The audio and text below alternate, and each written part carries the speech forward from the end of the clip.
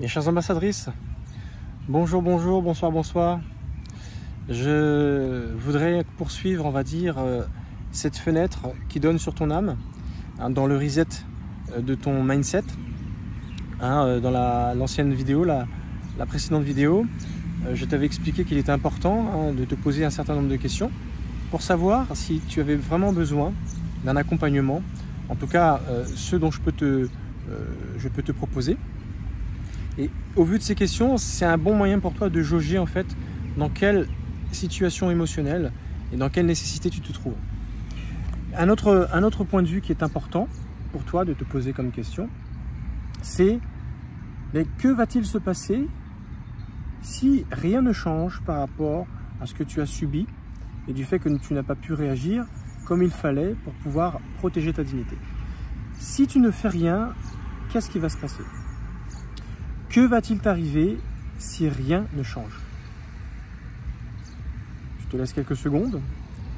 Je n'attends pas à ce que tu aies une réponse de suite, mais au moins la question, elle vient dans ton biocomputer pour que tu puisses essayer d'évaluer l'avenir, le futur. Parce que là, on part sur une base du passé, du présent, mais là, il faut essayer d'aller voir plus loin. C'est juste pour établir un état d'urgence. L'état d'urgence est là justement pour te secouer, te réveiller, pour te dire il faut faire quelque chose. Tu ne peux pas rester dans cet état-là. Est-ce que tu vas pouvoir continuer comme ça? Et si oui, pendant combien de temps? Et sinon, pendant combien de temps également? Et surtout, si c'est non, qu'est-ce qui risque de se passer?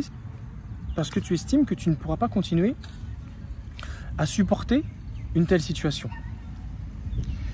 Est-ce que peut-être tu as le sentiment que tu risques de faire, de par un petit peu ta constitution et ton état psychologique en temps normal, d'être sujet à faire un burn-out, une dépression, une fracture, ce qu'on appelle une fracture de fatigue, quelque chose qui va t'amener à consommer des anxiolytiques, à devoir être dépendant d'une chimie qui va d'un côté te retourner un petit peu le cerveau parce que ça va certainement créer une dépendance, certainement créer un chamboulement cérébral pour lequel tu n'étais pas préparé.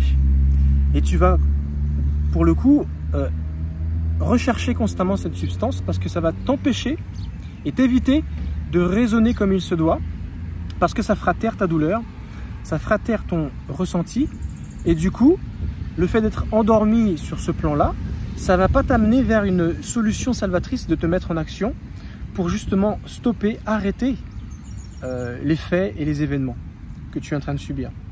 Il est là le défaut de la médication allopathique lorsque tu as un problème, on va dire, de ce genre. Il faut faire très attention à la manière dont tu peux être médicamenté, réfléchir à deux fois pour ne pas tomber dans une espèce de dépression. Et surtout, une dépendance face à cette dépression. Parce que souvent, la médication, elle est censée tamiser, réduire un petit peu les effets de la dépression que tu peux avoir. Mais des fois, il peut y avoir un effet paradoxal. Donc c'est censé t'aider, mais en fait, ça empire l'état. Regarde bien souvent tes médicaments. La notice, c'est les effets secondaires et les effets paradoxaux qui est écrit dessus.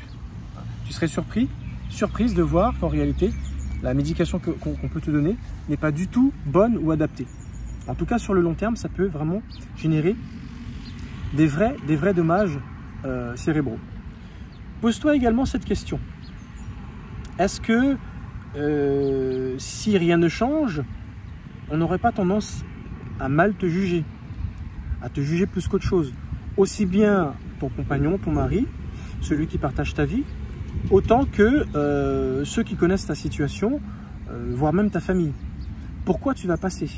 Finalement, tu vas vendre l'image que tu portes déjà, c'est-à-dire une personne qui n'a pas réagi à temps.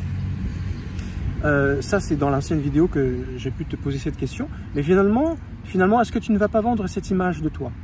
Et est-ce que finalement, ça ne va pas te déranger de vendre cette image? Si c'est non, c'est que peut-être tu n'es pas prête à changer la situation.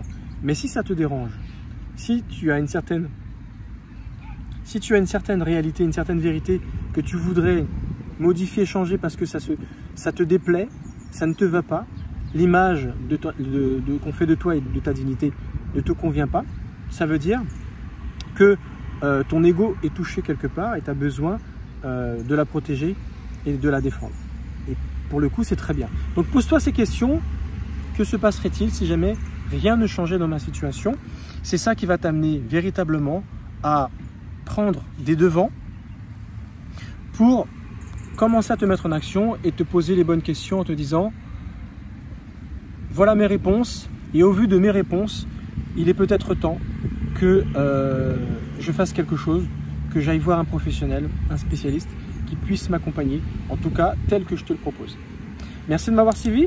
Cette vidéo est terminée. La prochaine, on voit encore un volet, toujours dans ce mindset, dans ce reset face à ce que tu es en train de subir, se poser les bonnes questions pour être sûr de te mettre en action. Je te dis merci de m'avoir suivi, à très bientôt.